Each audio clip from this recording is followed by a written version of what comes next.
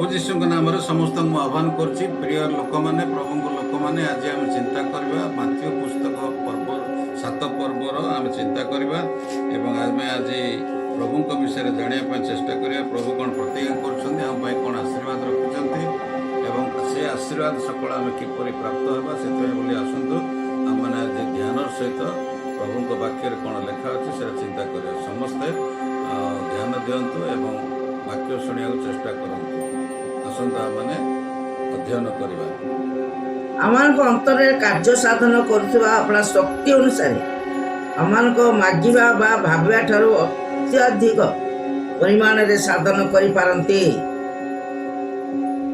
यह पर आम पढ़ा माथ्यू पुस्तक 7 पर्वर 7 पद एवं 11 पद जोटा कि आमर अति परिचित पद एवं सब आम यहाँ कही था न पढ़ी बाइबल न देखी भी कहीपर माथ्यू पुस्तक 7 पर्वर 7 एवं 11 माग से तुमको दिज्व खोज से तुम मैंने सम्मान पाइब द्वार रे मार से तुम निमते फिटाई दिज्व एणु तुम मैंने दुष्ट हेले सुधा जब अपना अपना पिला मानक उत्तम उत्तम दान दे जान तेबे तुम स्वर्गस्थ पिता चमरे मागिया लोक मानक केते अधिक रूपे उत्तम उत्तम विषय न देवे।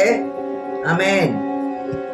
मागिबा विषय रे अपना द्वादश को प्रभु शिखाती माथ्यू पुस्तक 6:11 एवं लुक 11:3 रे माथ्यू 6:11 से किभली शिखाती गोटे पद आम पढ़ा आज आमन को प्रयोजनीय आहार दियो। या पर लुक 11:3 देखंतु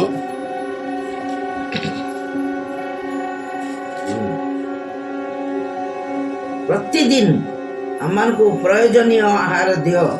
आमेन। एठे दुईटी पद रो टिके पार्थक्य आसुची माथ्यू पुस्तक लिखा जाइछि आज एवं लुक लिखुछंती प्रतिदिन give us this day our daily bread give us day by day our daily bread. तो ए भलिया बाइबल रे अनुवाद करा जाइछि से जा हो मागिया पई जेतले शिष्य माने कहले आम मान को मागिबा सिखाई दियंतु अर्थात प्रार्थना सिखाई दियंतु सही समय प्रार्थना भितर गोटे जोटा कि इम्पोर्टाट प्रार्थना पद प्रभु जीशु अपन शिष्य मान को से दिन शिखई कही जदि प्रार्थना करिब ताले प्रयोजनीय आहार दियो एवं लोक लिखुछन ताको प्रतिदिन आम मान को प्रयोजनीय बा give us day by day our daily bread. Matthew 6:6 रे 4 गोटे कथा प्रभु जीशु कहउछंती अपना से प्रार्थना शिखेबा समय रे किंतु तुम्हें प्रार्थना करने समय रे तुमर गुप्त कोठरी प्रवेश कर तुमर द्वार रुद्ध करी गोपन रे थिबा तुम पिता छामुरे प्रार्थना कर आ तुमर पिता जे गोपन रे देखंती से तुमको फल देबे। आमेन। गुप्त कोठरी प्रवेश कर एवं द्वार रुद्ध कर। एलिसाई जीवन में आम देखुचु द्वितीय राजावली 4 पर्वर 3-4 रे जेतेबेले गोटे दुईटी संतान प्रभु दासंक विधवा पत्नी जाई तांको पाखर उपस्थित होउछंती एवं से विषय मु गत दिन मानकर कही उपस्थित होउछंती सही समय से तांको कहउछंती जे तमे एवं तम दुई पुत्र गृह प्रवेश कर एवं द्वार रुद्ध कर एवं तुम पाखरे जो गोटे पात्र तैल अच्छी शून्य पात्र मानकरे ताको ढाल। तेणुक प्रभु जीशु कहते माथ्यू 21:22 रे विश्वास करी तमे जहा किछि मागिब ताहा पाइब विश्वास करी जहा किछि मागिब ता निश्चय पाइब। प्रथम राजावली 3 पर्वर 5 रे सोलोमन को स्वप्न द्वारा दर्शन दे गिबियन रे सदा प्रभु कहिले परमेश्वर कहले आम्भे तुमको कौन देवा ता माग ସେହି ପ୍ରଥମ ରାଜାବଳୀ 3 ପର୍ବର 9ର ଦ୍ୱିତୀୟାଂଶରେ ସଲୋମନ କହୁଛନ୍ତି, ତୁମର ଏହି ଦାସକୁ ଜ୍ଞାନୀ ମନ ଦିଅ। ବାଇବଲ ଯଦି ଆମେ ଅଧ୍ୟୟନ କରିବା, ଦେଖିବା କେତେ ବିଷୟ କିଏ କାହାକୁ କ'ଣ ମାଗିଛନ୍ତି। ଭେରି ରେୟାର ଥିଙ୍ଗ, ଯେଉଁଟାକି ଅନ୍ୟମାନେ ଅନ୍ୟମାନଙ୍କୁ ମାଗିନାହାନ୍ତି। ଗୋଟିଏ ସବଜେକ୍ଟ ଯେ ମାଗିଛନ୍ତି, ସେ ସବଜେକ୍ଟଟା, ସେ ବିଷୟଟା ଅନ୍ୟ ଲୋକ ଅନ୍ୟକୁ ମାଗିନାହାନ୍ତି। ସେମିତି ରେୟାର କେସ୍ ଗୁଡ଼ାକ ଭିତରେ ଆମେ ଦେଖୁଛୁ, ମଶା ତାଙ୍କର ଗୀତ 90 ଗୀତ 12ର ସେ କହୁଛନ୍ତି, ଯେପରି ଆମମାନେ ଜ୍ଞାନ ବିଶିଷ୍ଟ ଅନ୍ତଃକରଣ ପାଇପାରିବୁ, ଏଥିପାଇଁ ଆମମାନଙ୍କୁ ଆପଣା ଆପଣା ଦିନର ଗଣନା କରିବାକୁ ଶିକ୍ଷା ଦିଅ ପ୍ରଭୁ। ମଶାଇ ଗୋଟେ କଥା ମାଗୁଛନ୍ତି। ଏମାନେ ଭୁଲିଯିବାନି, ସଲୋମନ ମାଗିଥିଲେ, ତୁମର ଏଇ ଦାସକୁ ଜ୍ଞାନୀ ମନ ଦିଅ। କିନ୍ତୁ ମଶା ମାଗୁଛନ୍ତି, ଜ୍ଞାନ ବିଶିଷ୍ଟ ଅନ୍ତଃକରଣ ଦିଅ, ଯାହାଦ୍ୱାରା ଆମେ ଆପଣା ଆପଣା ଦିନର ଗଣନା କରିବା ପାରିବୁ। ପ୍ରଥମ ସାମୁଏଲ 1:11ରେ ଆମମାନେ ଜାଣିଛୁ, ଗୋଟେ ମହିଷୀ ମହିଳା ହାନା, ସେ ଗୋଟେ ବିଚିତ୍ର ମାଗୁଣି ରଖୁଛନ୍ତି। ସେ ତାଙ୍କର ମାଗୁଣି ରଖୁଛନ୍ତି ଯେ କେବଳ ମୋର ଅପମାନରୁ ଦୂର କରିବା ପାଇଁ ମୋତେ ଏକ ପୁରୁଷ ସନ୍ତାନ ଧାର ସୂତ୍ରରେ ଦିଅ। ସେ ସ୍ତନତ୍ୟାଗ କଲା ପରେ ମୁଁ ତାକୁ ଫେରାଇ ଦେବି। ଏଭଳି ମାଗୁଣି କେହି କରିନାହାନ୍ତି, କେବଳ ଏ ମହିଷୀ ମହିଳା ହାନା କରିଛନ୍ତି। ଏବଂ ଆଉ ଜଣେ ଯୁବକ, ସେ ଯାହା ମାଗିଛନ୍ତି ତାଙ୍କ ଭଳିଆ ଅନ୍ୟ କେହି ମାଗିନାହାନ୍ତି ବାଇବଲରେ। ଆମେ ଆଜି ଦେଖୁଛୁ, very rare asking to God and to others. ପ୍ରଥମ ବଂଶାବଳୀ 4 ପର୍ବର 10ରେ ଆମେ ଦେଖୁଛୁ, ଜାବେଶ ପରମେଶ୍ୱରଙ୍କ ନିକଟରେ 4ଗୋଟି ବିଷୟ ପ୍ରାର୍ଥନା କରୁଛନ୍ତି। ପ୍ରଥମ ବଂଶାବଳୀ 4:10 ଜାବେଶ ମାଗୁଛନ୍ତି, ନିତାନ୍ତ ଆଶୀର୍ବାଦ କର, ଆମ୍ଭର ସୀମା ବୃଦ୍ଧି କର, ତୁମ୍ଭ ହସ୍ତ ଆମର ସହାୟ ହେଉ, ମନ୍ଦରୁ ରକ୍ଷା କର। ଅତି ସୁନ୍ଦର ଭାବରେ ଆମକୁ ଗତ ଦିନମାନଙ୍କରେ ପ୍ରଭୁଙ୍କ ଦାସ ସେ ବୁଝେଇ ଦେଇଥିଲେ। ଆମର ବିଲହନ ପ୍ରଭୁଙ୍କ ଦାସ ସେ ବୁଝେଇ ଦେଇଥିଲେ ଜାବେଶ ବିଷୟରେ। ଏଇ ଜାବେଶ ଯାହାଟା ମାଗିଲା, ଯେଉଁ ବିଷୟରେ ମାଗିଲା, ଅନ୍ୟ କେହି ଏଭଳି ମାଗୁଣି କରିନାହାନ୍ତି। ଏବଂ ଗୀତ ରଚକ ଗୀତ ସଂହିତା 119:63-ରେ ଗୋଟେ ରେୟାର ଜିନିଷ ମାଗୁଛନ୍ତି, ମୁଁ ଯେପରି ତୁମର ଆଜ୍ଞା ସବୁ ପାଳନ କରିବି, ଏଥିପାଇଁ ମୋତେ ସୁବିବେଚନା ପ୍ରଦାନ କର। ଏବଂ ଦାଉଦ 108 ଗୀତର 12 ପଦରେ ମାଗୁଛନ୍ତି, ବିପକ୍ଷର ପ୍ରତିକୂଳରେ ଆମ୍ଭମାନଙ୍କୁ ସାହାଯ୍ୟ ଦାନ କର, କାରଣ ମନୁଷ୍ୟର ସାହାଯ୍ୟ ବୃଥା। ଆମେ ଆଉ ଗୋଟେ ଦେଖିବା, ଭେରି ରେୟାର ଥିଙ୍ଗ, ଆଉ ଜଣେ ମାଗୁଛନ୍ତି, ପ୍ରଭୁଙ୍କର ମହାନ ଦାସଙ୍କୁ। ଆଉ ଜଣେ ପ୍ରଭୁଙ୍କ ମହାନ ଦାସ ସେ ମାଗୁଛନ୍ତି, ଦ୍ୱିତୀୟ ରାଜାବଳୀ 2:9ରେ ଏଲିଓଙ୍କୁ ଏଲିଶାଇ ମାଗିଲେ। କ'ଣ ମାଗିଲେ ଆମେ ସମସ୍ତେ ଜାଣିଛୁ, ତଥାପି ମୁଁ ପଢ଼ି ଦେଉଛି। ମୁଁ ବିନୟ କରୁ, ଦ୍ୱିତୀୟ ରାଜାବଳୀ 2:9, ମୁଁ ବିନୟ କରୁଅଛି, ଆପଣଙ୍କ ଆତ୍ମାର 2 ଗୁଣ ଅଂଶ ମୋତେ ମୋ ଉପରେ ବର୍ତ୍ତୁ। Very rare thing. ଜିଓସିଆ 15 ପର୍ବର 16-19 ଯାଏ ଯଦି ଆମେ ପଢ଼ିବା, ସେହି ସମୟରେ କାଲେବ ପୁତ୍ରୀ ଆକ୍ସାର, କାଲେବଙ୍କ କନ୍ୟା ଆକ୍ସାର, ସେ ଗୋଟେ ଭେରି ରେୟାର ଜିନିଷ ତାଙ୍କ ପିତାଙ୍କୁ ମାଗୁଛନ୍ତି। ଯେତେବେଳେ କାଲେବ ଗୋଟେ ଡିକ୍ଲାରେସନ୍ କଲେ ଯେ ସେ कीर्बथ्य अंचल जे दखल करिब एवं सेठिकार आदिवासी मान को बाहर करी खाली करदेव कहीं जिओसियो को से जगह से मागिले एवं मशांक निकट में परमेश्वर प्रतिज्ञा करते से जगह कालेब को देवाई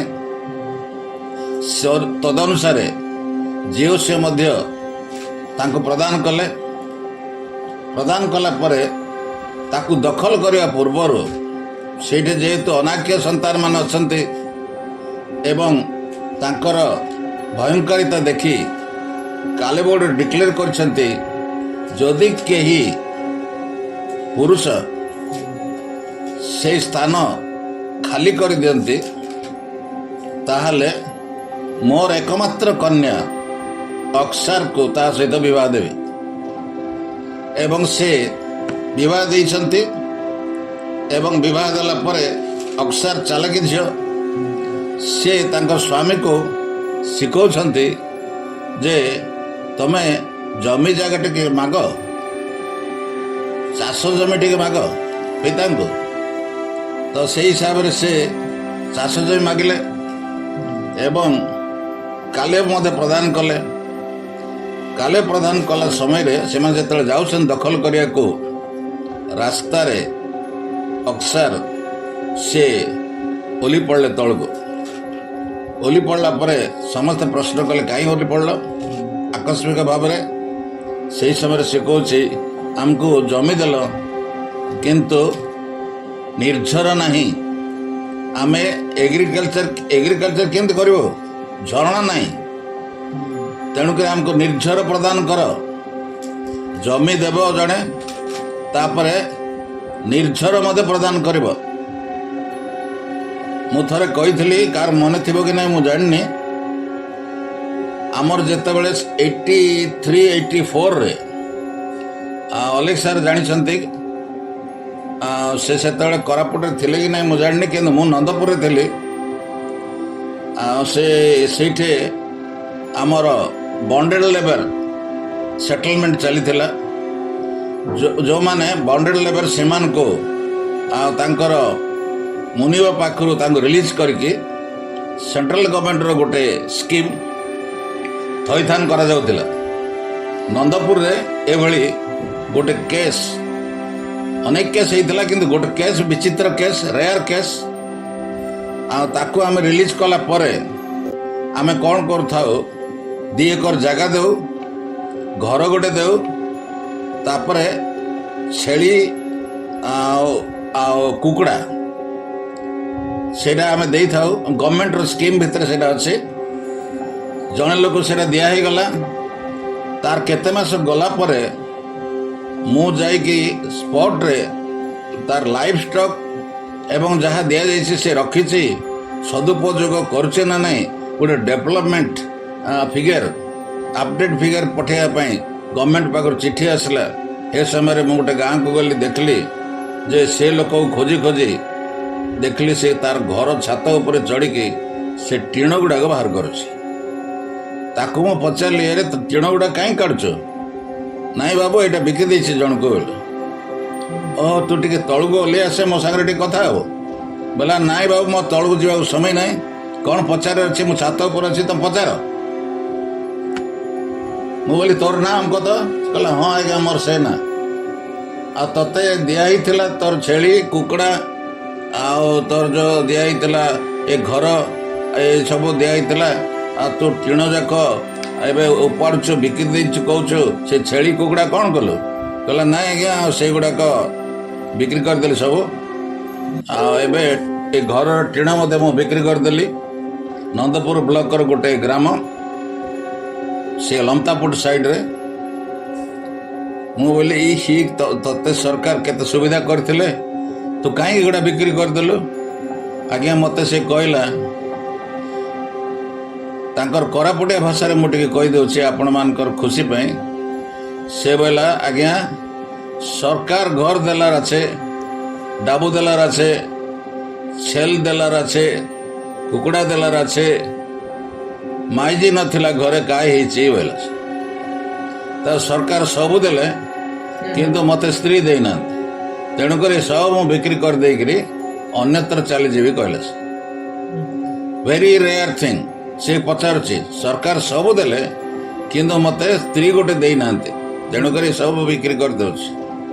ତଦ୍ରୂପ ଆକ୍ସାର ତାଙ୍କ ପିତା କାଲେବଙ୍କୁ କହୁଛି ଜମି ଆପଣ ଦେଲେ କିନ୍ତୁ ନିର୍ଝର ଦେଇନାହାନ୍ତି, ତେଣୁକରି ମୋତେ ନିର୍ଝର ଦିଅନ୍ତୁ। ତାଙ୍କୁ ଲେଖା ହେଇଛି ଝିଅସିଅ ପୁସ୍ତକ 15 ପର୍ବର 16ରୁ 19 ଯାଏ ପଢ଼ିଲେ ତାକୁ ଉତ୍ତର ଏବଂ ଦକ୍ଷିଣ ନିର୍ଝର ମଧ୍ୟ ସେ ପ୍ରଦାନ କଲେ। ସୋଲୋମନକୁ ସଦାପ୍ରଭୁ ତାଙ୍କ ଇଚ୍ଛା ପ୍ରକାରେ ଜ୍ଞାନ ଓ ଐଶ୍ୱର୍ଯ୍ୟ ପ୍ରଦାନ କଲେ।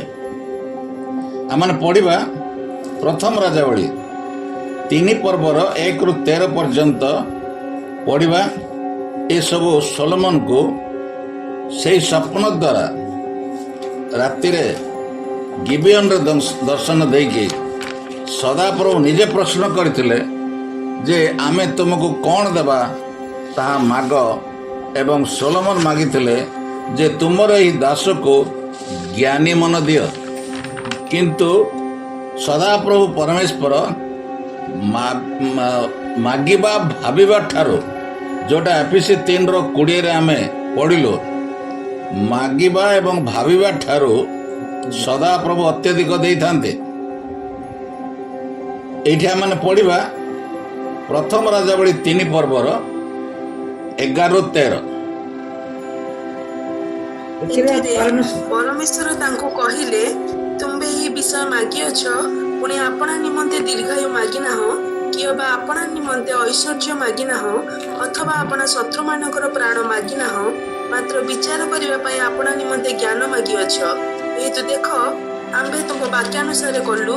ଦେଖ, ଆମ୍ଭେ ତୁମ୍ଭକୁ ଏପରି ଜ୍ଞାନ ଓ ବୁଦ୍ଧି ବିଶିଷ୍ଟ ମନ ଦେଲୁ ଯେ ତୁମ୍ଭ ପୂର୍ବେ ତୁମ୍ଭ ସମାନ କେହି ହୋଇନାହିଁ, କିମ୍ବା ତୁମ୍ଭ ଉତ୍ତାରେ ତୁମ୍ଭ ସମାନ କେହି ଉତ୍ପନ୍ନ ହେବ ନାହିଁ।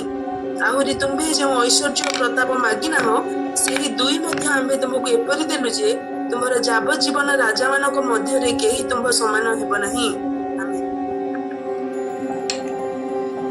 ପ୍ରଭୁ ଦେଲେ କିନ୍ତୁ ଗୋଟେ ସର୍ତ୍ତ ରଖିଲେ। ସର୍ତ୍ତଟା ହେଉଛି 14 ପଦରେ ଲେଖା ଅଛି, ପଢ଼ମା। ପୁଣି ତୁମ୍ଭ ପିତା ଦାଉଦ ଯେପରି ଗମନ କଲା, ସେପରି ତୁମ୍ଭେ ଯେବେ ଆମ୍ଭର ବିଧି ଓ ଆଜ୍ଞା ପାଳନ କରିବା ପାଇଁ ଆମ୍ଭ ପଥରେ ଗମନ କରିବ, ତେବେ ଆମ୍ଭେ ତୁମର ଆୟୁଷ ବୃଦ୍ଧି କରିବା। 13 ପଦରେ ଲେଖା ଅଛି ଏବଂ 12 ପଦରେ ଲେଖା ଅଛି, ଏହେତୁ ଦେଖ ସଦାପ୍ରଭୁଙ୍କ ବାକ୍ୟ, ଆମ୍ଭେ ତୁମ ବାକ୍ୟ ଅନୁସାରେ କଲୁ, ଅର୍ଥାତ୍ ଜ୍ଞାନୀ ଯୁକ୍ତ ଆତ୍ମା ଦେଲୁ। ଆମ୍ଭେ ତୁମକୁ ଏପରି ଜ୍ଞାନ ଓ ବୁଦ୍ଧି ବିଶିଷ୍ଟ ମନ ଦେବୁ ଯେ ତୁମ ପୂର୍ବେ ତୁମ ସମାନ କେହି ହୋଇନାହିଁ, କିଏ ବା ତୁମ ଉତ୍ତାରେ ତୁମ ସମାନ କେହି ଉତ୍ପନ୍ନ ହେବ ନାହିଁ। ଆହୁରି ତୁମେ ଯେଉଁ ଐଶ୍ୱର୍ଯ୍ୟ ଓ ପ୍ରତାପ ମାଗିନ, ସେଇ ଦୁଇ ମଧ୍ୟ ଆମ୍ଭେ ତୁମକୁ ଏପରି ଦେଲୁ ଯେ ତୁମର ଯାବଜ୍ଜୀବନ ରାଜାମାନଙ୍କ ମଧ୍ୟରେ କେହି ତୁମ ସମାନ ହେବ ନାହିଁ। ଏଇଟା ଦେଇ ସାରିଲା ପରେ ସଦାପ୍ରଭୁ ତାଙ୍କର ଆଶୀର୍ବାଦ ଦିଅନ୍ତି ଆମକୁ, କିନ୍ତୁ ଗୋଟିଏ ସର୍ତ୍ତ ରଖନ୍ତି। ଆମେମାନେ ମଧ୍ୟ ଜୀବନରେ ଯଦି ଆମେ ସମୀକ୍ଷା କରିବା ଆଜି ପର୍ଯ୍ୟନ୍ତ ଯାହା ଯାହା ଆମେ ସଦାପ୍ରଭୁଙ୍କ ଆଶୀର୍ବାଦ ପ୍ରାପ୍ତ ହେଇଛୁ, ସେ ଭିତରେ ମଧ୍ୟ ସଦାପ୍ରଭୁଙ୍କର ସର୍ତ୍ତ ଅଛି। କେଉଁ ସର୍ତ୍ତ? ଯେଉଁଟାକି ସେଦିନ ରାତିରେ ସ୍ୱପ୍ନରେ ସୋଲୋମନଙ୍କ ସହିତ ସର୍ତ୍ତ ରଖିଥିଲେ, ଯେଉଁଟା 14 ପଦରେ ବର୍ଷେ ପଡ଼ିଲେ। ପୁଣି ଆଉ ଥରେ ମୁଁ ପଢ଼ି ଦେଉଛି। ତୁମ ପିତା ଦାଉଦ ଯେପରି ଗମନ କଲା, ଅର୍ଥାତ୍ ଏଇଟା ସମସ୍ତଙ୍କ ପାଇଁ କୁହାହେଉଛି, ସେହିପରି ତୁମେ ଯେବେ ଆମର ବିଧି ଓ ଆଜ୍ଞା ପାଳନ କରିବା ପାଇଁ ଆମ୍ଭ ପଥରେ ଗମନ କରିବ। ଆଜିକାଲି ଆମ ପାଇଁ ଗୋଟିଏ ପଥ, ସେ ହେଉଛନ୍ତି ପ୍ରଭୁ ଯୀଶୁ ଖ୍ରୀଷ୍ଟ। କାହିଁ ସେ କହୁଛନ୍ତି ଆମ୍ଭେ ହିଁ ପଥ, ଆମ୍ଭ ବିନୁ କେହି ପିତାଙ୍କ ନିକଟକୁ ଯାଇପାରେ ନାହିଁ। କିନ୍ତୁ ଏଇଠି ଦାଉଦଙ୍କ ପଥ ସୋଲୋମନକୁ କହୁଛନ୍ତି, ତେବେ ଆମେ ତୁମରି ଆୟୁଷ ବୃଦ୍ଧି କରିବା, ଦୀର୍ଘାୟୁ କରିବା। ଏ ସର୍ତ୍ତଟା ରଖିଥିଲେ। ଆମମାନେ ଦେଖିବା ଟିକେ ଯେ ଏ ସର୍ତ୍ତ ରଖିବା ପାଇଁ ସୋଲୋମନକୁ କିଭଳି ସମୃଦ୍ଧି ସଦାପ୍ରଭୁ ପରମେଶ୍ୱର ପ୍ରଦାନ କରିଥିଲେ। ମୋ ପାଖରେ ସମୟ ଅଛି ଏବଂ ଆପଣମାନଙ୍କର ସ୍ମରଣିକା ପାଇଁ ଟିକେ ତାଜା କରିବା ପାଇଁ ରିଫ୍ରେଶମେଣ୍ଟ କରିବା ପାଇଁ ଏଇଟା ଟିକେ ପଢ଼ିବା। ବାହାର କରନ୍ତୁ ପ୍ରଥମ ରାଜାବଳୀ 4 ପର୍ବର 20ରୁ 33 ପର୍ଯ୍ୟନ୍ତ ଯାହା ଲେଖା ଅଛି ସେଟା ଟିକେ ପାଠ କରିବା। ଜିହୁଦା ଓ ଇସ୍ରାଏଲ ଭୋଜନପାନ ଓ ଆମୋଦ ପ୍ରମୋଦ କରି ବାହୁଲ୍ୟ ହେତୁରୁ ସମୁଦ୍ର ତୀରସ୍ଥ ବାଲୁକା ନ୍ୟାୟ ବହୁ ସଂଖ୍ୟକ ଥିଲେ। ରହିଯା ଆମେ ପଦ ପଦ ଆଲୋଚନା କରିବା, ତାପରେ ଏମିତି କମେଣ୍ଟ୍ରି ହିସାବରେ ଆମେ ରନ୍ କରିବା। 20 ପଦରେ ଲେଖା ଅଛି, ଜିହୁଦା ଓ ଇସ୍ରାଏଲ ଭୋଜନ ପାନ ଓ ଆମୋଦ ପ୍ରମୋଦ କରି ବାହୁଲ୍ୟ ହେତୁରୁ ସମୁଦ୍ର ତୀରସ୍ଥ ବାଲୁକା ନ୍ୟାୟ ବହୁ ସଂଖ୍ୟକ ଥିଲେ। ସୋଲୋମନଙ୍କର ସମୟରେ ଇସ୍ରାଏଲ ଲୋକମାନଙ୍କର ଇଏ ପ୍ରଚୁରତାର ଆଶୀର୍ବାଦ କିଏ କାହାକୁ ଦେଇଥିଲେ? ବର୍ଷା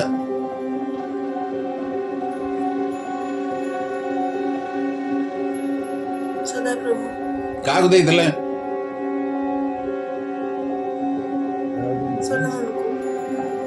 ସୋଲୋମନକୁ। ଓକେ, ଆଉ କିଏ କହିବେ? ଅରୁଣା, ଶିଖା?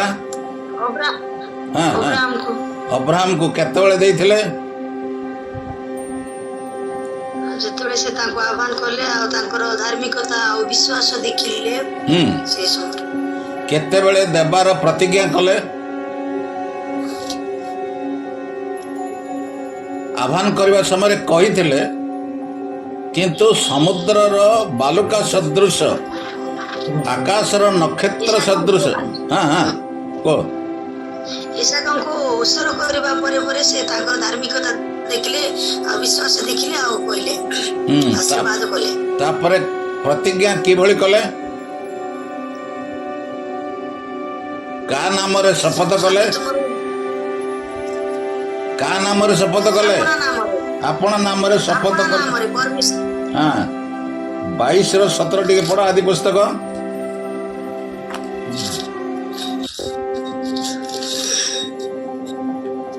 ତୁମର ଏହି କର୍ମ ସକାଶୁ ଆମେ ଆପଣ ନାମରେ ଶପଥ କରି କହୁଅଛୁ, ଆମେ ତୁମକୁ ଅବଶ୍ୟ ଆଶୀର୍ବାଦ କରି ଆକାଶସ୍ଥ ତାରାଗଣ ଓ ସମୁଦ୍ରର ବାଲି ପରି ତୁମର ବଂଶ ଅତିଶୟ ବୃଦ୍ଧି କରିବା।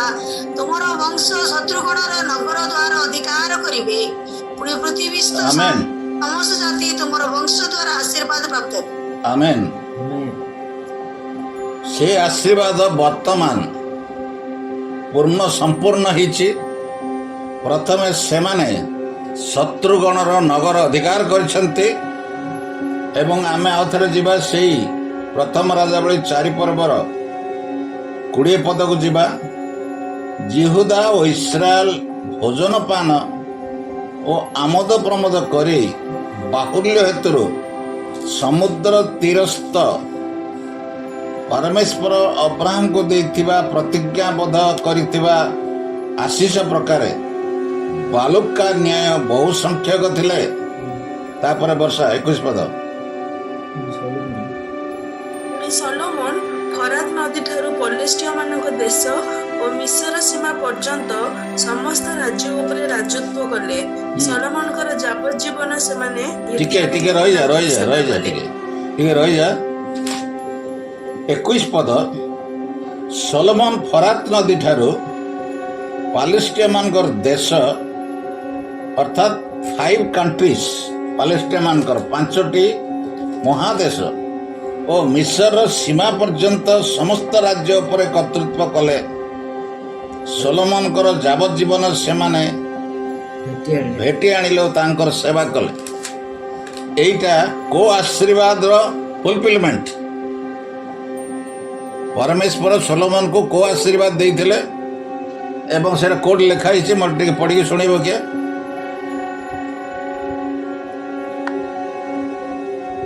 ଟିକେ ଲେଫ୍ଟ को जा 13 पद पढ़ 3 ର 13 ବର୍ଷା ଐଶ୍ୱର୍ଯ୍ୟ ପ୍ରତାପ ହଁ ପଢ ସେ ଆହୁରି ତୁମ୍ଭେ ଯେଉଁ ଐଶ୍ୱର୍ଯ୍ୟ ପ୍ରତାପ ମାଗି ନାହଁ ସେଇ ଦୁଇ ମଧ୍ୟ ଆମ୍ଭେ ତୁମକୁ ଏପରି ଦେଲୁ ଯେ ତୁମର ଯାବଜୀବନ ରାଜାମାନଙ୍କ ମଧ୍ୟରେ କେହି ତୁମ୍ଭ ସମାନ ହେବ ନାହିଁ। आमेन 22 पद 22 4 ରୁ 22 ସଲୋମନଙ୍କର ପ୍ରାତ୍ୟହିକ ଆୟୋଜନୀୟ ଦ୍ରବ୍ୟ 30 ମୋହନ ସରୁ ମଇଦା ଓ 60 ମୋହନ ସୁଜି। प्रात्यहिक आयोजन द्रव्य कौन एटा सरल भाषा टिके बुझाई दियो तुम साडे स्कूल पिला केमती बुझेब ପ୍ରତିଦିନର ଖାଦ୍ୟ प्रतिदिनर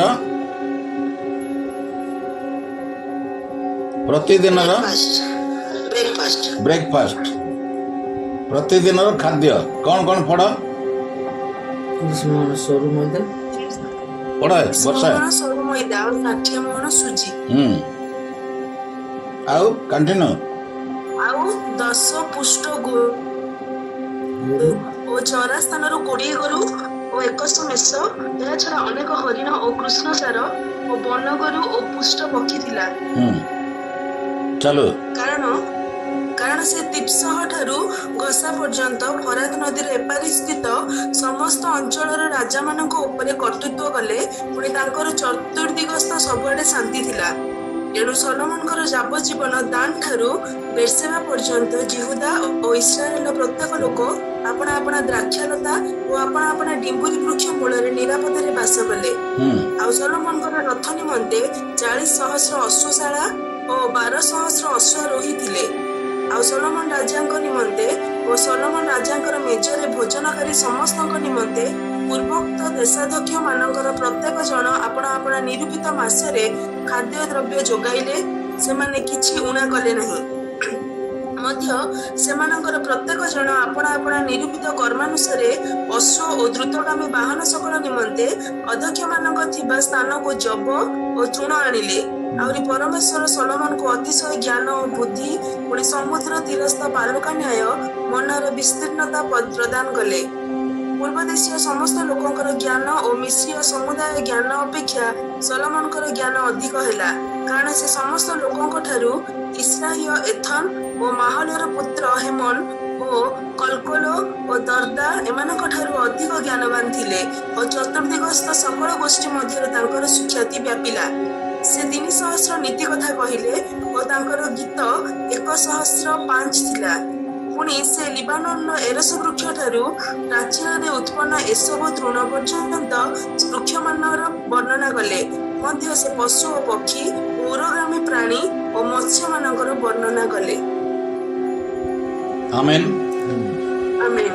ଏଇଠି ତାଙ୍କର ପ୍ରୟୋଜନୀୟ ପ୍ରାତ୍ୟହିକ ସକାଳର ଖାଦ୍ୟଠୁ ଆରମ୍ଭ କରିକି ତାଙ୍କର ବର୍ଷ ତମାମ କି ଭଳିଆ ସେ ରହୁଥିଲେ ଏବଂ କ'ଣ କ'ଣ ତାଙ୍କର ଆୟୋଜନ କରାଯାଉଥିଲା ଏବଂ କେଉଁମାନେ ଦେଉଥିଲେ ଏସବୁ ପ୍ରଭୁଙ୍କ ଆଶୀର୍ବାଦରୁ ସଫଳ ହେଇଥିଲା। ଏବଂ ଏଇଠି ଶେଷ କଥା ଆମେ ଦେଖୁଛୁ ଯେ ସେ 332 ପଦ ଜ୍ଞାନୀ ସଲୋମନ 300 ନୀତି କଥା କହିଲେ ଓ ତାଙ୍କର ଗୀତ 1005 ଥିଲା। ପୁଣି ଲିବାନନର ଏରସ ବୃକ୍ଷଠାରୁ ପ୍ରାଚୀରରେ ଉତ୍ପନ୍ନ ଏସବୁ ତୃଣ ପର୍ଯ୍ୟନ୍ତ ବୃକ୍ଷମାନର ବର୍ଣ୍ଣନା କଲେ, ଅର୍ଥାତ୍ ରିସର୍ଚ୍ଚ କଲେ। ସେ ଏରସ ବୃକ୍ଷ ଠାରୁ ଆରମ୍ଭ କରିକି ଯେଉଁଟାକି କମ୍ପାଉଣ୍ଡ ୱାଲ୍ ଉପରେ ଯେଉଁ ତୃଣ ଉଠିବ ଏସବୁ ତୃଣ ପର୍ଯ୍ୟନ୍ତ ସେ ରିସର୍ଚ୍ଚ କରିକି ସେ ଲେଖିଛନ୍ତି। କେବଳ ଏତିକି ନୁହଁ, ଏଇଟା ହେଉଛି ଗ୍ରୀନେଜ୍ ଉପରେ ସେ ରିସର୍ଚ୍ଚ କରିଥିଲେ। ତାପରେ ସେ ଏଇଟା ସବୁଜ ପ୍ରାଣୀମାନଙ୍କ ଉପରେ ରିସର୍ଚ୍ଚ କଲା ପରେ ସେ ପାଦଚାରଣ, ଉରଗାମୀ, ଆକାଶଗାମୀ ଏବଂ ଜଳଚର ମତ୍ସ୍ୟମାନଙ୍କର ମଧ୍ୟ ରିସର୍ଚ୍ଚ କରିକି ତାଙ୍କର ଲାଇଫ୍ ସ୍କେଚ୍ ସବୁ ସେ ଲେଖିଥିଲେ। ପରବର୍ତ୍ତୀ ସମୟରେ ବୈଜ୍ଞାନିକମାନେ ସେମାନେ ସମୁଦ୍ର ଭିତରେ ପଶିକି ସେମାନେ ରିସର୍ଚ୍ଚ କରୁଛନ୍ତି। କିନ୍ତୁ ଏହାର ଅନେକ ବର୍ଷ ପୂର୍ବରୁ ଆମମାନେ ଦେଖୁଛୁ ଡିସ୍କଭରି ଚ୍ୟାନେଲରେ ଯେଉଁଟା ବର୍ତ୍ତମାନ ବୈଜ୍ଞାନିକମାନେ କରୁଛନ୍ତି, ସଲୋମନ ବହୁତ ବର୍ଷ ଆଗରୁ ସେସବୁ କରିଛନ୍ତି। ସେ ପ୍ରଥମେ ଆମମାନେ ଦେଖୁଛୁ 33 ପଦରେ से ग्रीनेज उपरे रिसर्च कले इच एंड इंडिविजुअल ट्री प्रत्येक वृक्ष किपरि वृद्धि पाए तार केते आयुष तार उच्चता केते जाए एवं तार घेरा केते रुहे से कौन कौन साहाय्य करे मानव जगत को एवं ता द्वारा आमे कौन कौन पाऊ फॉर एग्जांपल केते परिमाण रे आमे ऑक्सीजन पाऊ इत्यादि कथा से गोटे प्रति वृक्षर विषय रिसर्च कर से लिखले एवं लिखि सारला परे प्रति वृक्षर विषय लेखु लेखु जोटा कि प्राचीर उपरे जो गोटे गुल्म उठिबो घास उठिबो जाको एसब बोली कह जाउछि जो एसब घास नहीं कि जाजक माने से माने सूचित करबा पई से पानी सिंचन करतले से भलिया घास पर्यंत से सोलोमन डिटेल से रिसर्च करछंती तापर केवल एतिकी नुहे से सबुज प्राणी व्यतीत प्रकृत जल स्थल एवं आकाश रो प्राणी मान विषय मध्य रिसर्च करके प्रति जीव विषय से गोटे शास्त्र लिखिछंती पशु मान विषय पक्षी मान विषय उरोगामी प्राणी अर्थात सरीसृप मान विषय एवं जलचर मत्स्य मान विषय मध्य से रिसर्च करके लिखिछंती समुद्र रे केते प्रकार माछ अछंती हेमानकर प्रकार केते जाति कौन सेमानकर खाद्य कौन सेमान किभଳି सेठी चरप्रचल होंती तांकर वंश विस्तार केमती हुए हेमानकर सोसाइटी केमती सेमानकर इंडिविजुअल लाइफ केमती ए सब सोलोमन लिखिछंती तापर हम शेष रे 34 पद रे देखुछो 34 पद पुणी पृथ्वीस्थ जे राजा सलोमनकर ज्ञान विषय शुणुथिले सेमानक निकटरू सर्वदेशीय लोके तांकर ज्ञानर कथा सुनिबाकू आसिले पृथ्वीर समस्त राज्यरू समस्त राजा जणे लेके बाद पड़ी नांती समस्ते सलोमनकर ज्ञान कथा सुनिया पई समस्ते जेरूशलेम को यात्रा करछंती आ गोटे विचित्र कथा हमें पढ़िबा जड़े राणी जे कि भेटी देवा पाई ओटो मान करे अनेक असंख्य एवं अपरिमाप सुवर्ण एवं अनेक धनरत्न मणिमुक्ता भेटी आकार आनिकी तांको देइथिला से राणी परवर्ती समय आमने देखुचु से मने मने भावुतिला मु सोलोमनकर ज्ञान विषय देखिबी तांको केते प्रश्न पचारिबी तांकर ज्ञान परीक्षा करिबी ता सहित मु जो भेटी जाक देबी मोर सुवर्ण एवं मोर मणिमुक्तार भेटी रे निश्चय सोलोमन आश्चर्य हो जिवो बोली से गुड़ाए ओटोरे सब धरिकी से भेटी तांको प्रदान करथिला किंतु परवर्ती समय रे से राणी सोलोमनकर भृत्य मानकर पोशाक एवं मंदिर को जावाई जो पावछ 15टी पावछ थिला एवं सोनार तैयारी होता एवं से 15टी पाहाच विषय मु कही गीत संगीतार लेखा अच्छी 15टी आरोहण गीत से माने यात्रा समय वर्ष को 3 थर इस्राएल लोक माने जाजक माने गीतिकार माने ताकर संगीतज्ञ माने गोटे गोटे पहाचरे चढ़ी आरोहण करके गीत संगीतार जोटा आरोहण गीत अच्छी से माने गायकी एमती 15टा गीत गाई सारा पर मंदिर में प्रवेश करते से पावच देखी ये राणी हतज्ञान हो गला आम पढ़ा प्रथम राजा बड़ी 10 पर्वर 1 ରୁ 5 टी पढ़ा वर्षा अनंतर शिवादेशर राणी सदाप्रभुଙ୍କ नाम संबंध सलोमनकर सुख्याति शुणी निगूढ़ प्रश्न द्वारा तांको परीक्षा करने आसिला से सुगंधि द्रव्य और अति प्रचुर स्वर्ण और मणिवाहक उत्सगण संगे नहीं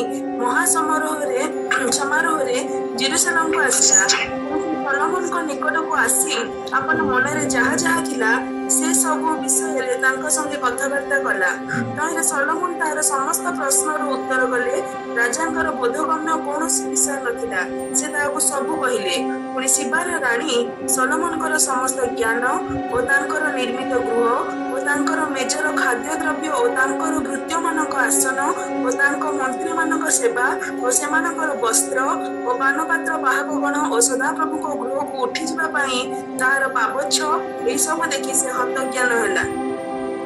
ଆମେନ୍। ରାଜ ସିଂହାସନରେ ସୋଲୋମନ ବସିଛନ୍ତି ଏବଂ ସେଇଟା ଗୋଟେ ଲମ୍ବା କୋଠରୀ ହେଇଥିବ ଆଉ ମିନିମମ୍ ସେଇଟା ଲମ୍ବା ଥିବ 40 ଫୁଟ କି 50 ଫୁଟ ଲମ୍ବା ଥିବ। ବିରାଟ ବଡ଼ ହଲ୍ ତାଙ୍କର ସେଇଟା ହେଉଛି ରାଜପ୍ରସାଦର ସେଇଟା ହେଉଛି ଦରବାର।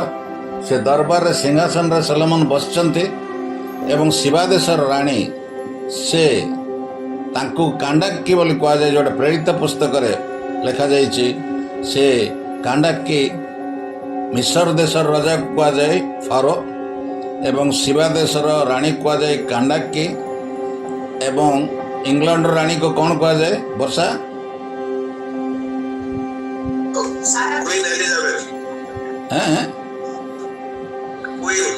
ନାଇଁ ନାଇଁ କୁଇନ୍ ଏଲିଜାବେଥ ନାଇଁ, ଇଂଲଣ୍ଡର ଯେ ରାଣୀ ହେବ ତାକୁ କ'ଣ କୁହାଯିବ? ଯେମିତି ପୂର୍ବ ଦେଶର ଶିବା ଦେଶର ରାଣୀକୁ କାଣ୍ଡାକ୍କି କୁହାଯିବ, ଫାରୋ ମିଶର ଦେଶର ରାଜାକୁ ଫାରୋ କୁହାଯିବ ଏବଂ ଜିହୁଦାର ରାଜାକୁ କୁହାଯିବ ହେରୋଦ, ସେମିତି ଇଂଲଣ୍ଡର ରାଣୀକୁ କ'ଣ କୁହାଯାଏ?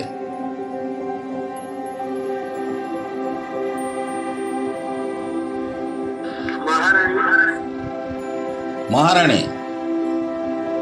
ମହାରାଣୀ ଆଉ କ'ଣ କୁହାଯିବ? ମହାରାଣୀଙ୍କ ବିଷୟରେ କେତେ ଜଣଙ୍କ ବିଷୟରେ ଆମେ ନାମ ଶୁଣିଛୁ, ଯେଉଁଟା ତନ୍ମୟ କହୁଥିଲା, କୁଇନ୍ ଏଲିଜାବେଥ, ତାପରେ queen Victoria, Victoria 1, Victoria 2, Victoria 3।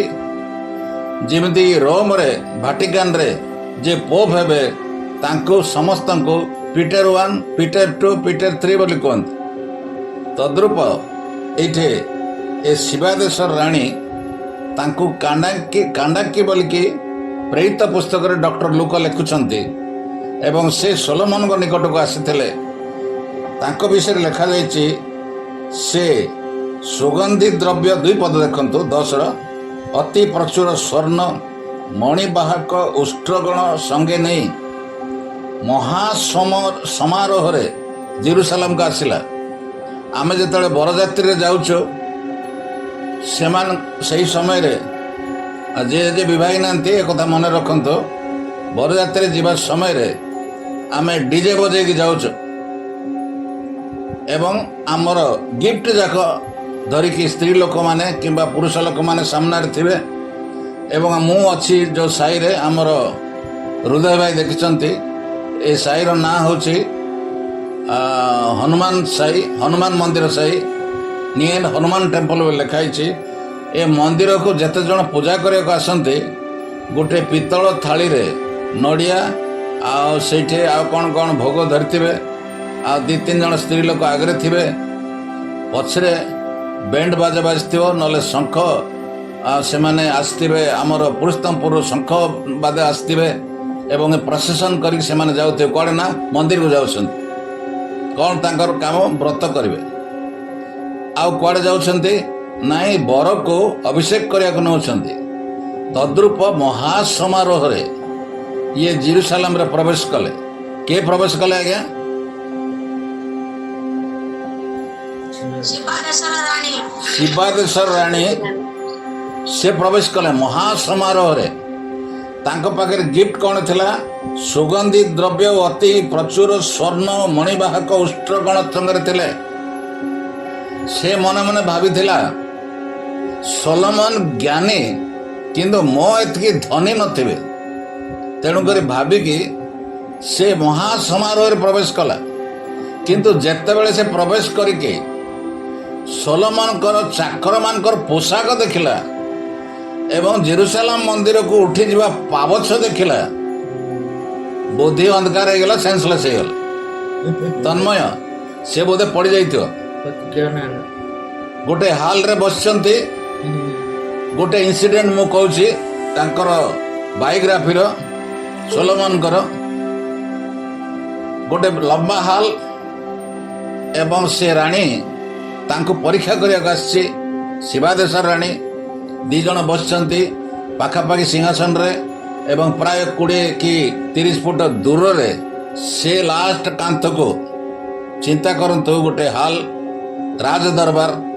ସେଇଠି ରାଣୀ ପ୍ରଶ୍ନ କରୁଛନ୍ତି ସୋଲୋମନକୁ। ସେ ଦୂରରେ ମୋର ଜଣେ ଲୋକ ଠିଆ ହେଇଛନ୍ତି ଏବଂ ତାଙ୍କର 2 ହାତରେ 2ଟା ଗୋଲାପ ଧରିଛନ୍ତି। ଆପଣ ଦୟାକରି ମୋତେ କହିବେ କି ସେ ଗୋଲାପ ଫୁଲ ଭିତରେ ଅରିଜିନାଲ ଫୁଲ କୋଉଟା ଏବଂ ଡୁପ୍ଲିକେଟ୍ ଫୁଲ କୋଉଟା? ଶିବା ଦେଶ ରାଣୀ ପ୍ରଥମେ ପ୍ରଶ୍ନ କରିଥିଲେ ତାଙ୍କୁ। ସୋଲୋମନଙ୍କର ଜ୍ଞାନ ପ୍ରଶ୍ନ କରିବାକୁ ଆସିକି ସେ ଏଭଳିଆ ପ୍ରଶ୍ନ କରୁଛନ୍ତି।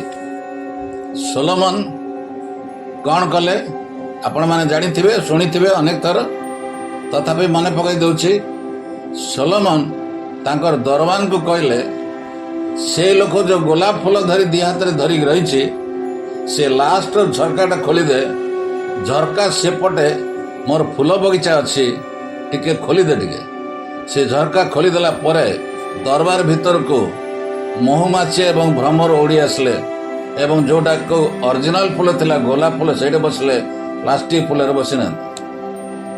ତାପରେ ସୋଲୋମନ ସେ ରାଣୀକୁ କହିଲେ ସେଇଟା ହେଉଛି ଯେଉଁଠି ଭ୍ରମର ବସିଛନ୍ତି ସେଇଟା ଅରିଜିନାଲ, ଯେଉଁଠି ବସିନାହାନ୍ତି ସେଇଟା ଡୁପ୍ଲିକେଟ୍। ଏଭଳି ଅନେକ ପ୍ରଶ୍ନ ସେ ଯାହା ପଚାରିଲେ ସେ ସମୁଯାକ ସଂଶୟ ତାଙ୍କର ଦୂର କଲେ। 3 ପଦରେ ଲେଖା ଅଛି ତହିଁରେ ସୋଲୋମନ ତାହାର ସମସ୍ତ ପ୍ରଶ୍ନର ଉତ୍ତର କଲେ। ରାଜାଙ୍କର ବୋଧଗମ୍ୟ କୌଣସି ବିଷୟ ନଥିଲା, ସେ ତାହାକୁ ସବୁ କହିଲେ। ଏବଂ ଏକଥା ମଧ୍ୟ ଲେଖା ଅଛି ଯେତେବେଳେ ସେ ତାଙ୍କ ଦେଶକୁ ଫେରି ଯାଉଛନ୍ତି ସେ ଯେତିକି ଆଣିଥିଲା ତାର 10 ଗୁଣ ସୁନା, ସୁଗନ୍ଧି ଦ୍ରବ୍ୟ ଏବଂ ମଣି ମୁକ୍ତା ଦେଇକି ତାକୁ ବିଦାୟ କରିଥିଲେ। ଏବଂ ଶିବା ଦେଶର ରାଣୀ ତାଙ୍କ ଦେଶକୁ ଗଲା ପରେ ସେ ତାଙ୍କ ଦେଶରେ ଗୋଟେ ଘୋଷଣା କଲେ ଯେ ଆଜିଠାରୁ ଆମେମାନେ କୌଣସି ଦେବାଦେବୀର ପୂଜା ମୋ ରାଜ୍ୟରେ ହେବ ନାହିଁ, କେବଳ ଜିହୋବା ସଦାପ୍ରଭୁଙ୍କ ସେବା ହେବ। ତେଣୁକରି ସମସ୍ତଙ୍କ ଧର୍ମ ପରିବର୍ତ୍ତନ କରିଦେଲେ ଏବଂ ସେ ଅନୁସାରେ ସେ ନପୁଂସକ ରାଜକର୍ମଚାରୀ ଜେରୁସାଲାମକୁ ପୂଜା କରିବା ପାଇଁ ଆସୁଛନ୍ତି, ଯେଉଁଟା ପ୍ରେରିତ ପୁସ୍ତକରେ ଲେଖା ଅଛି। ତ ଏ ଶିବା ଦେଶର ରାଣୀ ସଦାପ୍ରଭୁଙ୍କ ଗୃହକୁ ଉଠିଯିବା ପାଇଁ ତାହାର ପାବଚ୍ଛ ଏସବୁ ଦେଖି ସେ ହତଜ୍ଞାନ ହେଇଗଲା। ତାପରେ ସୋଲୋମନଙ୍କର କଣ୍ଡିସନ ସଦାପ୍ରଭୁଙ୍କ ଠାରେ କ'ଣ ଥିଲା ମୋତେ ଟିକେ ଫଟାଫଟ ପଢ଼ିକି ଶୁଣେଇବ। ବର୍ଷା କ'ଣ କଣ୍ଡିସନ କରିଥିଲେ ସୋଲୋମନ ଗିବିୟନରେ ତାଙ୍କୁ ଦର୍ଶନ ଦେଇକି କ'ଣ କଣ୍ଡିସନ କରିଥିଲେ? ପଢ଼, ସେଇଠି କୋଉଠି ଅଛି ତମେ ପଢ଼ିଥିଲ, ଆଉ ଥରେ ପଢ଼। ତମକୁ ଆଶୀର୍ବାଦ ଦେବି। ହଁ ପଢ଼ ମା। ତୁମ ପିତା ଦାଉଦ ଯେପରି ଗମନ କଲା ସେପରି ତୁମେ ଯେବେ ଆମର ବିଧି ଓ ଆଜ୍ଞା ପାଳନ କରିବା ପାଇଁ ଆମ୍ଭ ପଥରେ ଗମନ କରିବ, ତେବେ ଆମ୍ଭେ ତୁମର ଆୟୁଷ ବୃଦ୍ଧି କରିବା। ଆମେ ତମର ଆୟୁଷ ବୃଦ୍ଧି କରିବା। ଆମେ ଯଦି ଗୀତ ସଙ୍ଗୀତ ମୁଁ ଭାବୁଛି 90 ଗୀତ ପଢ଼ିବା, ସେଇଠି ସଦାପ୍ରଭୁ ଗୋଟେ ପ୍ରତିଜ୍ଞା କରୁଛନ୍ତି। ଆଉ 91 ଗୀତ 91 ଗୀତର 14-15 ସେ ଆମ୍ଭ ଉପରେ ଆପଣ ସ୍ନେହ ରଖିଅଛି, ଯେହେତୁ ଆମ୍ଭେ ତାହାକୁ ଉଦ୍ଧାର କରିବା। ସେ ଆମ୍ଭ ନାମ ଜାଣିଅଛି, ଯେହେତୁ ଆମ୍ଭେ ତାହାକୁ ଉଚ୍ଚରେ ରଖିବା। ସେ ଆମ୍ଭ ନିକଟରେ ପ୍ରାର୍ଥନା କଲେ ଆମ୍ଭେ ତାହାକୁ ଉତ୍ତର ଦେବା। ଦୁଃଖ ବେଳେ ଆମ୍ଭେ ତାହାର ସହବର୍ତ୍ତୀ ହେବା। ଆମ୍ଭେ ତାହାକୁ ରକ୍ଷା କରିବା ଓ ତାହାକୁ ସମ୍ଭ୍ରମ କରିବା। ଆମେନ୍। 16 ଆମ୍ଭେ ଦୀର୍ଘାୟୁ ଦେଇ ତାହାକୁ ତୃପ୍ତ କରିବା ଓ ଆମ୍ଭର ପରିତ୍ରାଣ ତାହାକୁ ଦେଖାଇବା। ଆମେନ୍। ଆମେନ୍। ଗୋଟେ ସୁପର ପୁରା ଉତ୍କୃଷ୍ଟ ପୁରସ୍କାର ଗିଫ୍ଟ ପରମେଶ୍ୱର ଦିଅନ୍ତି, ସେ ହେଉଛି ଦୀର୍ଘାୟୁ। ଏ ଦୀର୍ଘାୟୁ ଦେବା ପାଇଁ କେତେ ସର୍ତ୍ତ ରଖନ୍ତି। ଯଦି ଆମେ ଯାତ୍ରା ପୁସ୍ତକ 20 ପର୍ବର 10 ଆଜ୍ଞା ଚିନ୍ତା କରିବା, से विषय रे लेखा जाइछि जदि तुमे अपना पिता माता को समादर करिब ताले तुमे द्वितीय विवरणी लेखा अछि तुम जो देश रे वास करिया जाउछ सेरी तुमर दीर्घायु हब। एठे मध्य आम्बर नाम जानिछि आमठारे स्नेह रखिछि ताको आमे समस्त प्रकार सुरक्षा सहित दीर्घायु देवा। सोलोमन को मध्य से कथा कहिथिले तमे जदि अपना पिता दाऊदंक सदृश तांको पथरे गमन करिब ताहले आमे तुमको ए सब तो देवा किंतु दीर्घायु मध्य देवा। ए कथा कहिथिले किंतु परवर्ती समय रे सोलोमन कर किभଳି पतन ହେଇଛି आम माने जदिओ जानिछु आ टिके पढ़ी देबा तापर आज समाप्त करिबा। प्रथम राजावली 11 पर्वर 4-11 वर्ष ए तन्मय। କାରଣ ସଲୋମନ ବୃଦ୍ଧ ବନ୍ଧେ ଏପରି ଘଟିଲା ଯେ ତାଙ୍କର ପତ୍ନୀ ମାନେ ଅନ୍ୟ ଦେବଗଣ ପ୍ରତି ତାଙ୍କର ମନକୁ ବିପଦଗାମୀ କଲେ। ପୁଣି ତାଙ୍କର ପିତା ଦାଉଦଙ୍କର ଅନ୍ତଃକରଣ ପରି ତାଙ୍କର ଅନ୍ତଃକରଣ ସଦାପ୍ରଭୁ ପରମେଶ୍ୱରଙ୍କ ପ୍ରତି ସିଦ୍ଧ ନୋହିଲା। ମାତ୍ର ସଲୋମନ ସିଦୋନୀୟ ମାନଙ୍କ ଦେବୀ ଅଷ୍ଟାରୋତ୍ର ଓ ଅମାନ୍ୟ ମାନଙ୍କ ଘୃଣା ଯୋଗ୍ୟ ମିଲ୍କମର ପଶ୍ଚାତଗାମୀ ହେଲେ। ପୁଣି ସଦାପ୍ରଭୁଙ୍କ ଦୃଷ୍ଟିରେ ଯାହା ମନ୍ଦ ତାହା ସଲୋମନ କଲେ ଓ ଆପଣା ପିତା ଦାଉଦଙ୍କ ପରି ସମ୍ପୂର୍ଣ୍ଣ ରୂପେ ସଦାପ୍ରଭୁଙ୍କ ପଶ୍ଚାତଗାମୀ ନୋହିଲେ। ଏବଂ ସଲୋମନ ଜେରୁସାଲେମ ସମ୍ମୁଖସ୍ଥ ପର୍ବତରେ ମୟାବର ଘୃଣା ଯୋଗ୍ୟ କୋମୋସ ନିମନ୍ତେ ଓ ଅମନ ସନ୍ତାନ ଗଣର ଘୃଣା ଯୋଗ୍ୟ ମୋଲକ ନିମନ୍ତେ ଉଚ୍ଚସ୍ଥଳୀ ନିର୍ମାଣ କଲେ। এই রূপে তাঙ্কর ଯେଉଁ ବିଦେଶିଆ ପତ୍ନୀ ମାନେ ଆପଣା ଆପଣା ଦେବଗଣ ଉଦ୍ଦେଶ୍ୟରେ ଧୂପ ଜଳାଇଲେ ଆଉ ବଳିଦାନ କଲେ ସେ ସମସ୍ତଙ୍କ ପାଇଁ ସେ ସେପରି କଲେ। ଯେହେତୁ ସଦାପ୍ରଭୁ ସଲୋମନଙ୍କ ପ୍ରତି କ୍ରୋଧ ହେଲେ କାରଣ ତାଙ୍କର ଅନ୍ତଃକରଣ ସଦାପ୍ରଭୁ ଇସ୍ରାଏଲର ପରମେଶ୍ୱରଙ୍କ ଠାରୁ ବିମୁଖ ହୋଇଥିଲା। ସଦାପ୍ରଭୁ ତାଙ୍କୁ 2 ଥର ଦର୍ଶନ ଦେଇଥିଲେ ଓ ସେହି ବିଷୟରେ ଆଜ୍ଞା କରି ଅନ୍ୟ ଦେବଗଣର ପଶ୍ଚାତଗାମୀ ହେବାକୁ ନିଷେଧ କରିଥିଲେ। ମାତ୍ର ସଦାପ୍ରଭୁ ଯାହା ଆଜ୍ଞା କଲେ ତାହା ସେ ପ୍ରତିପାଳନ କଲେ ନାହିଁ। ଯେହେତୁ ସଦାପ୍ରଭୁ ସଲୋମନକୁ କହିଲେ ତୁମ ଦ୍ୱାରା ଏପରି ହେବାରୁ ଆମେ ତୁମକୁ ଆପଣାର ଯେଉଁ ନିୟମ ଓ ବିଧି ଆଜ୍ଞା କଲୁ ତାହା ତୁମେ ପାଳନ ନ କରିବାରୁ ଆମେ ନିଶ୍ଚୟ ତୁମଠାରୁ ରାଜ୍ୟ ଛିନି ନେଇ ତୁମ ଦାସକୁ ଦେବା। ଆମେନ୍। आमेन। से दिन प्रभुଙ୍କ दास डॉक्टर सुमन दास आमर चर्च रे विजयपुर चर्च रे आमर 25 तारिख भेटघाट रे एक कथा समस्त शरण आनी जे सोलोमन युवक थिबा समय रे रात्रि रे गिबियन रे दर्शन दे सदाप्रभु कहले सोलोमन को तमे कौन मागुच माग एवं प्रभु जीशु अपना शिष्य मान को मागिया विषय शिक्षा देइछंती जे तमे जदि मागुच केवल गोटे जिनस मागियो प्रयोजनीय आहार दिए। किंतु सोलोमन किछि मागी नथिले केवल कहिथिले मशांक सदृश ज्ञानी मन दिए। मशा मागिथिले आपना आपना दिनर गणना करिया पाई बा दीर्घायु हेबा पाई हमको ज्ञानी आत्मा दियो मशा मागिथिले। किंतु सोलोमन तुम लोक मान को विचार करिया पाई भलो एडमिनिस्ट्रेटर जेपरि मो हेई परिबे सेतिबाई बोलिकी मते ज्ञानी मन दियो। किंतु सोलोमन कौन मागी नांती एवं सेटा न मागिबा जोगो तांको जीवन रे पतन किपरि घटिला एवं आज आमान को से कौन कहउछंती आमे कौन मागिबा से कथा से लेखुछंती हितोपदेश 30 पर्वर 7 ରୁ 9 जाए पढ़िबा तापर आजिर बाइबल अध्ययन समाप्त करिबा।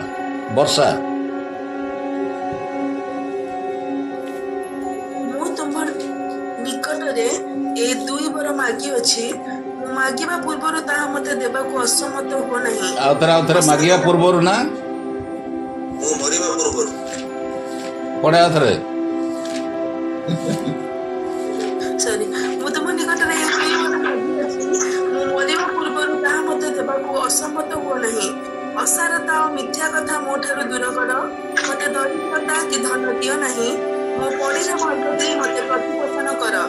ନହେଲେ ମୁଁ ପରିତୃପ୍ତ ହୋଇ ତୁମକୁ ଅସ୍ୱୀକାର କରି କହିବି ସଦାପ୍ରଭୁ କିଏ? କିଏ ବା ଦରିଦ୍ର ହେଲେ ଚୋରି କରି ଆପଣା ପରମେଶ୍ୱରଙ୍କ ନାମ ଉଚ୍ଚାରେ ନେବି। आमेन। आमेन। प्रभु समस्त को विशेष आशीर्वाद करंतु आमेन। ओवर टू शांत भाई।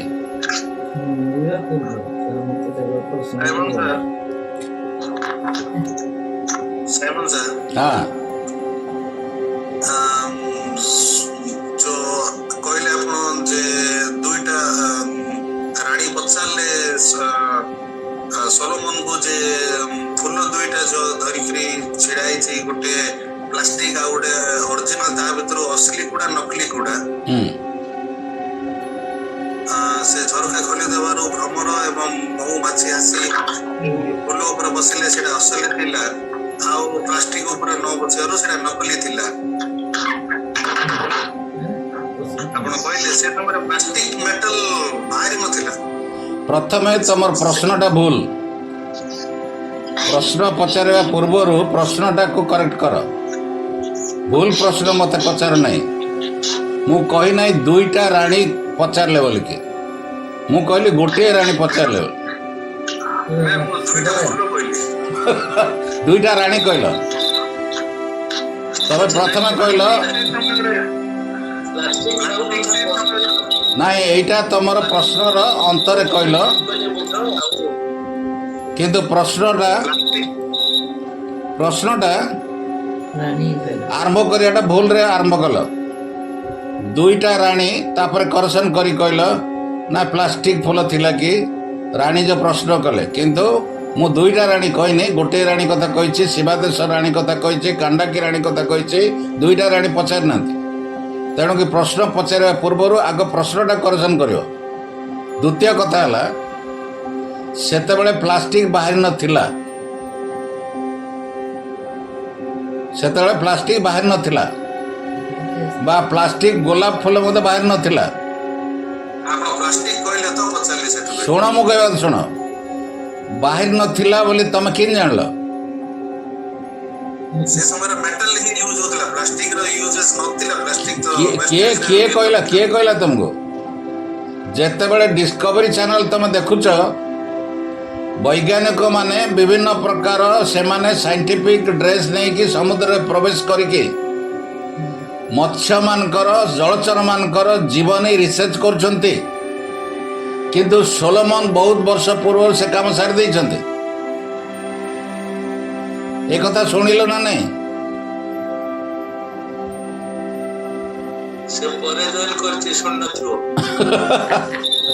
ठीक अच्छे प्लास्टिक थिला से समय रे आउ एटा होची हमर दुग्ध मधु प्रवाहित देश जोटी कि मिसर देश रे माने पळे आछंती सेतेबेले केवल लुहार व्यवहार नथिला पत्थर व्यवहार नथिला सुवर्ण युग थिला एवं सुवर्ण युग रे तुम जदि इतिहास को जीव मानव सभ्यता ताले सुवर्ण युग रे सब प्रकार धातुर व्यवहार करा जाउतिला एवं सोलोमन कर मंदिर निर्माण समय रे से माने रूपा को पत्थर तुल्य करुतिले केवल सुनाटा को से माने इंपोर्टेंस दउतिले एवं एरोस कास्ट को गोड़ी बाली बेले दांडे पकई दउतिले। परे से विषय चिंता करबा आसंतु आज कार्य समाप्त करबा। शांत भाई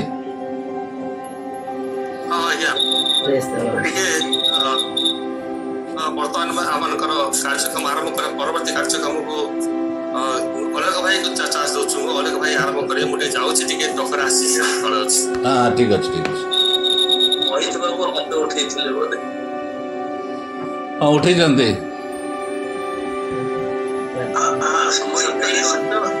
हां कोन सतळे प्लास्टिक थिला जहा को हमें उड़िया रे कांच कड़ा बोली को एबे प्लास्टिक बोली पिला माने बा लोक मन समस्त कहउतन्ते सतळे तो कांच कड़ा बोली को होतला एटा हमर अभिधान ने भी अछि और से समय प्लास्टिक थिला सोलोमन के समय बहुत आगु सेरा बाहरी जाय।